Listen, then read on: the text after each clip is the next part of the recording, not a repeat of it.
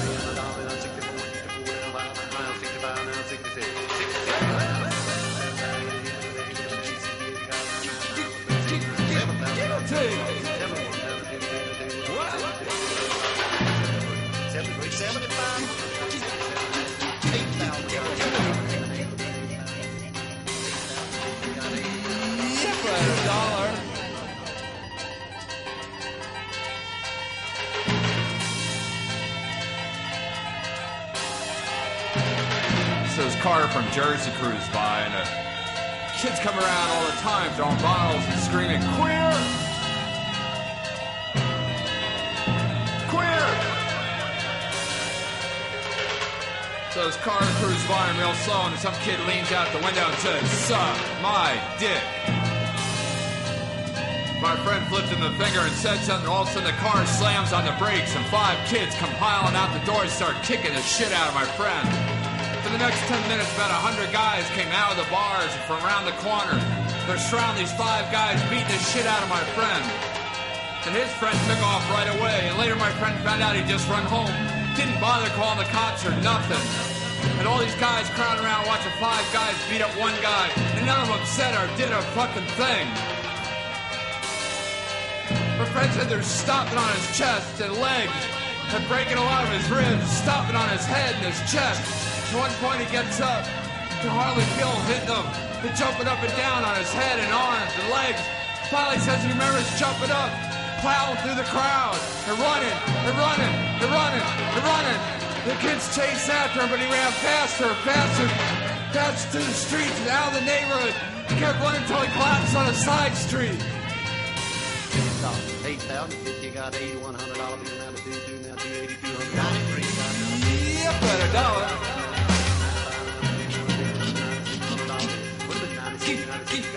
Give her to it.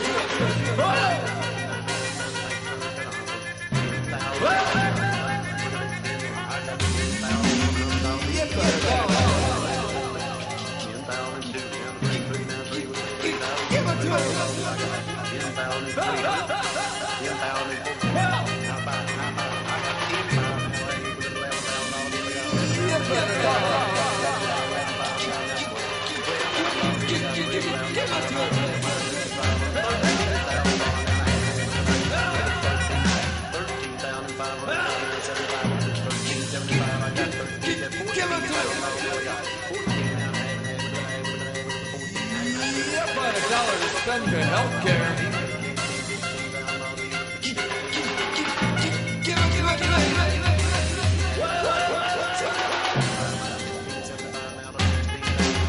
If I had $1 to spend for healthcare, I'd rather spend it on a baby or innocent person with some defect or illness not of their own responsibility, not some person with AIDS, says a healthcare official on national television.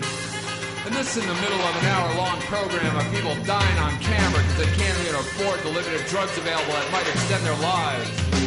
And I can't even remember what this official looked like because I reached in through the TV screen and ripped his face in half. Now I was diagnosed with AIDS recently, and this after the last few years of losing count of the friends and neighbors who've been dying slow, vicious, and unnecessary deaths because fags and dykes and junkies are expendable in this country.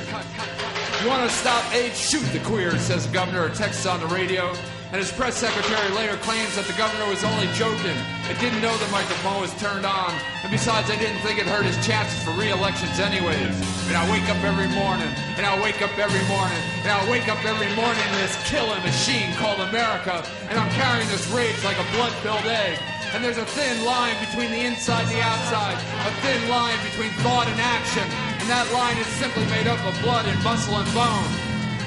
And I'm waking up more and more from daydreams of tipping Amazonian blow darts and infected blood and spitting them at the exposed necklines of certain politicians or government healthcare officials or those thinly disguised walking swastikas that wear religious garments over their murderous intentions or those rabid strangers parading against AIDS clinics in the nightly news suburbs. There's a thin line, a very thin line between the inside and the outside. And I've been looking all my life at the signs surround us, in the media or on people's lips. The religious types outside St. Patrick's Cathedral shouting to the men and women in the gay parade, "You won't be here next year, you'll get AIDS and die, ha ha." And the areas of the USA where it's possible to murder a man, and when brought to trial, one only has to say that the victim was a queer and that he tried to touch you, and the courts will set you free. And the difficulties that a bunch of Republican senators have in Albany with supporting an anti-violence bill that includes sexual orientation as a category of crime victims. There's a thin line, a very thin line.